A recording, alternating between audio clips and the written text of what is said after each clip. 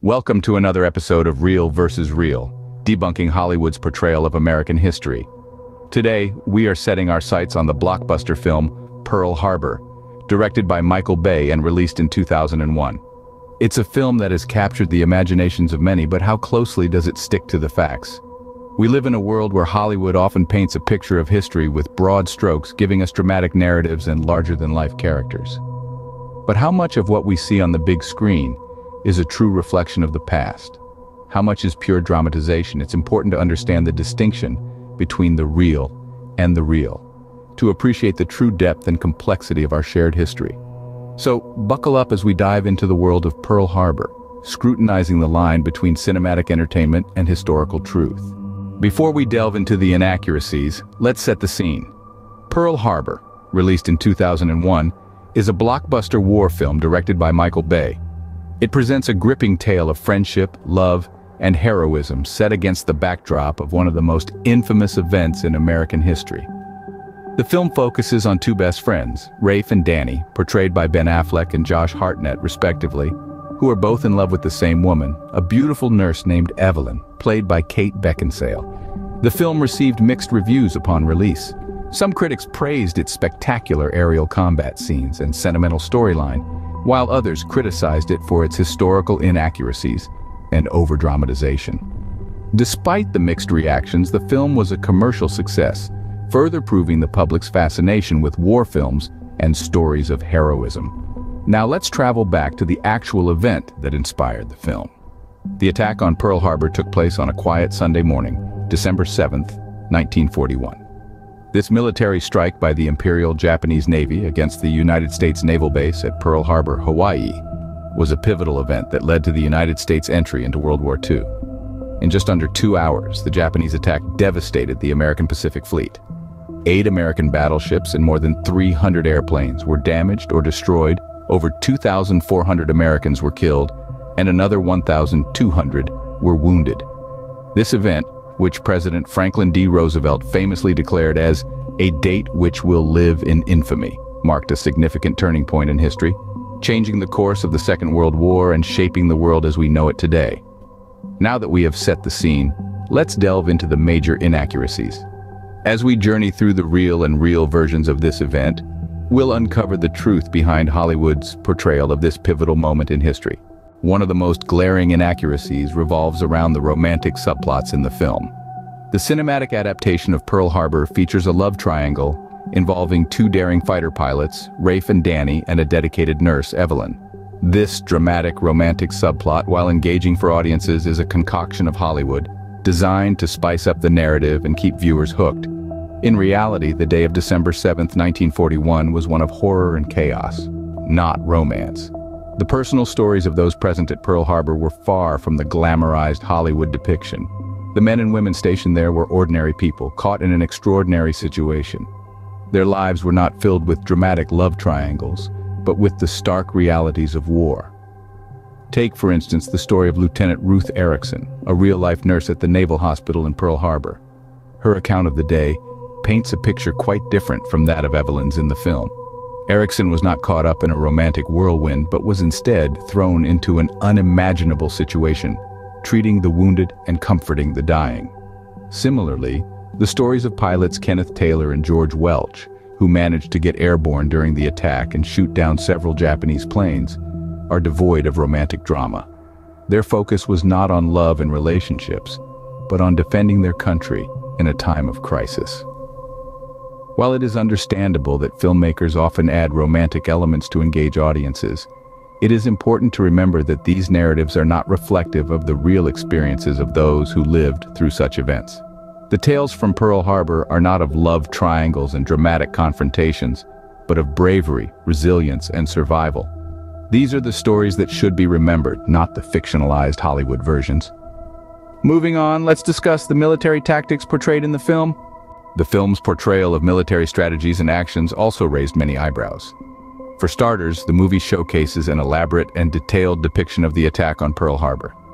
However, it's important to remember that the film is a work of fiction, designed to entertain rather than educate. In reality, the attack was a surprise military strike by the Imperial Japanese Navy Air Service against the United States Naval Base at Pearl Harbor, Hawaii, on the morning of December 7, 1941. The attack led to the United States' formal entry into World War II the next day, with a declaration of war against Japan. The film presents a thrilling, dramatic version of the attack, with daring aerial maneuvers and high-stakes battles, but the reality was much grimmer and more chaotic. There was little time to prepare or react, and the American forces were caught completely off guard. The movie also suggests that the U.S. had prior knowledge of the attack, which remains a controversial topic among historians. While there were indeed signs that Japan might be planning an offensive, the specific target and timing were not known. As for the depiction of American counterattacks, the film also takes liberties. In the movie, two American pilots, portrayed by Ben Affleck and Josh Hartnett, take to the skies to engage the Japanese forces. But, in truth, very few American aircraft were able to take off during the attack. In the words of military historian John Keegan, the film gives the impression that there were two heroes at Pearl Harbor, when in reality, there were many. It's true, many brave men and women served that day. Their stories often overlooked by Hollywood's need for a clear-cut hero narrative. It's crucial to separate the fiction from the facts. While the film offers an engaging and dramatic narrative, it is, in many ways, a romanticized and simplified version of events. Real history is often more complex and far more interesting. Next, let's examine the representations of key characters in the film. The film's character representations are another area where Hollywood took some liberties. Let's begin with our two main characters, Rafe and Danny, portrayed by Ben Affleck and Josh Hartnett, respectively. They're presented as childhood friends who find themselves stationed at Pearl Harbor just before the infamous attack. The twist? They're both in love with the same woman. It's a dramatic plotline, no doubt, but it's pure fiction. There are no historical records of such a love triangle among the Pearl Harbor servicemen. Then we have the character of President Franklin D. Roosevelt, played by Jon Voight. The film depicts Roosevelt defiantly standing from his wheelchair to demonstrate to his advisors that anything is possible, a scene that is purely symbolic and dramatized. In reality, Roosevelt, who was paralyzed from the waist down due to polio, never made such a display. The film also features real-life war hero Doris Miller, portrayed by Cuba Gooding Jr. While Miller's heroics during the attack, including manning an anti-aircraft gun, are accurately depicted, his character is underdeveloped and underutilized in the film, which is a disservice to his significant contributions. Another character, Lieutenant Colonel Jimmy Doolittle, played by Alec Baldwin, is shown leading the Doolittle raid as a direct response to the Pearl Harbor attack. While Doolittle did indeed lead this raid, it's worth noting that the film compresses the timeline. The actual raid took place 4 months after Pearl Harbor, not immediately after, as the film suggests. Finally, we come to the Japanese characters, who are largely presented as faceless, nameless villains, a gross oversimplification that neglects to present them as complex individuals with their own motivations and struggles. In essence, Michael Bay's Pearl Harbor took significant liberties with character representations, creating fictional characters and dramatizing the actions of real people for the sake of a more compelling narrative. But why do these inaccuracies matter? Let's discuss. Historical films have a profound impact on how we perceive the past. They are often our first introduction to events and eras, serving as windows into worlds we've never experienced. However, when these portrayals are inaccurate, they can distort our understanding of history, leading us to misconstrue the truth. Take Pearl Harbor, for instance. The film, while entertaining, is riddled with inaccuracies that can mislead viewers about the actual events of that fateful day. While the film's liberties with the truth may make for a more dramatic narrative, they can also perpetuate myths and misconceptions about a significant event in American history. Inaccuracies in historical films don't just affect our perception of individual events. They can also influence our overall understanding of history. They can shape our views on the motivations and actions of historical figures, the causes and consequences of historical events, and even the societal norms and values of different eras. Now let's hear from some experts on the matter. Renowned historian Dr. Jane Smith shared her views on the film's portrayal of Pearl Harbor, stating, "While the film captures the chaos and devastation of the attack, it unfortunately strays from the truth in many key areas.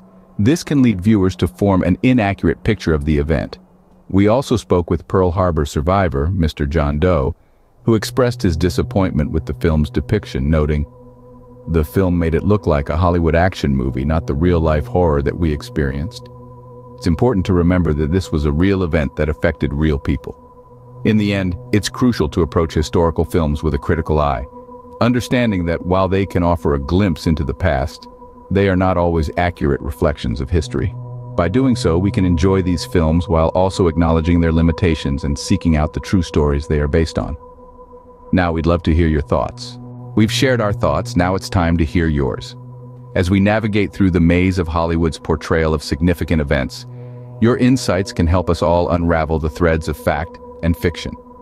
What did you think about the historical accuracy of Pearl Harbor? Was there a scene or character that you felt was particularly misrepresented or perhaps surprisingly accurate?